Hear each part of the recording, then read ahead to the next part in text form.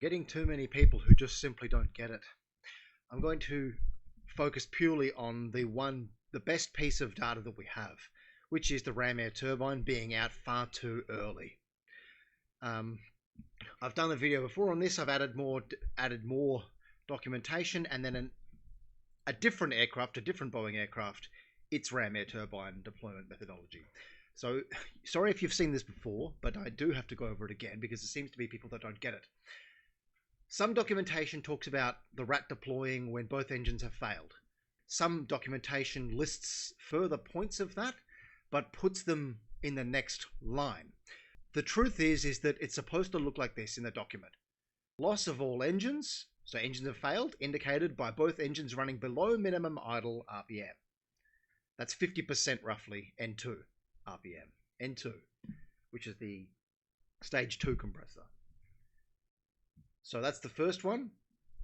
Second one is loss of all hydraulic power. And in the case of the 787, that means you've got the left, right, and center, both engine-driven and electrical-driven pumps. So left and right engine-driven plus electric pumps, and then the center electric pump. So that means for this to trigger, you'd have to have lost the center electric as well. And the center electric, if you can work that out, shouldn't have turned off simply if you turn the engines off. That would need electricity to stop, which means that it's dependent on number one. Secondly, loss of the electrical standby bus. Now this is a terribly worded version. This document shouldn't call it the electrical standby bus because that doesn't tell you what to do about DC, AC, what. What it actually means is the standby battery bus. Okay, so it means if it's lost power from the, what it might mean is lost power from the backup bus, and then that's detected by loss of power to the TRUs, detected by the bus power control units. So let's just look at those two. That last thing, the loss of electrical standby bus. Let's have a look at this and what this means. In another document, that's loss of electrical power to the captain and first officer flight instruments. What else is there? We have down here, bus power control unit right. This is from the Hamilton Sundstrand documentation, the big one. Standby mode for RAT deploy. Okay. Loss of the normal 235 volt AC feeds into the instrument bus TRUs. Okay, and then the delay of 15 seconds. Now that delay of 15 seconds is sometimes also talked about as 10 seconds. Okay, so this same document talks about it as 10 seconds and contradicts itself and says 15 seconds. And let's find that in this top left document. Okay, both engines have failed, and as we know from before, indicated by engines being below minimum idle RPM. All three hydraulic system pressures are low. As we know, that's left, right, and center, electric and engine-driven systems. Loss of all electrical power to the captain's and first officer's flight instruments. And then it's got these other two, which are impossible about this because it's about approach configuration. And the other one's about an engine exploding, penetrating the cooling loops in the main aircraft body. And then finally the last one, loss of electrical power for more than 10 seconds on the main 235 volt and AC backup buses. Believe it or not, that last one is actually the same as the first one. It does the first one by looking for power, and if it loses power, it means the generators have spooled down and the engines must be less than 50% N2. That's how it works. It's not a separate item there. It is actually the same thing. Okay, so they say for more than 10 seconds, and I'm saying max more than 10, max 15. So what it's saying is on the 235 volt and AC backup buses. So what's that looking at? It's looking at the engine-fed generators going into the main 235 volt buses. There's more than that. There's left 1 and 2, right 1 and 2, and the backup bus. So all the AC input lost. That's what it's saying, for more than 10 seconds. That is actually how it's detecting that both engines have failed. That is how this first one, both engines have failed, loss of all engines, both less than minimum idle. That's how it works out that it's less than minimum idle. Okay, now let's just stop. If you don't believe me there, let's look at a different aircraft.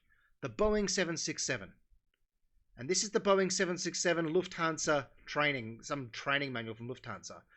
RAT operation. Different aircraft, yes, but just think of the methodology. Think of this. automatic deployment of the rat occurs in air mode only when the N2 speed on both engines falls below 50%. Now, I didn't go looking for this. This is just what's there in the document about rat deployment. Okay, so they've got a similar thing, 80 knots airspeed. Okay, but when the engines fall below 50%, that's because their IDGs would go offline. Or you can push the button and manually deploy the rat.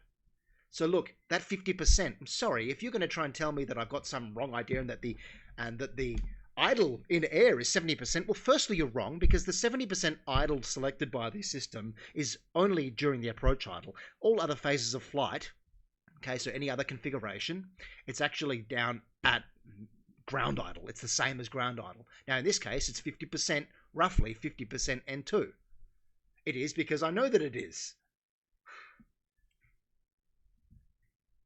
The 15-second countdown, if you can understand OR gates and AND gates, the flat line is an AND gate, the curved line is an OR gate, the little circle is an is not, okay, and a direct line means it is. So this means that or that, plus that and that, or that, and that, 15-second delay.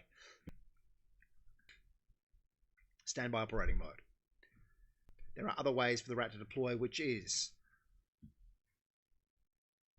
the only way for the rat to deploy immediately, as we have witnessed now, the only possible way for it to deploy immediately is if it has lost all electrical power, right?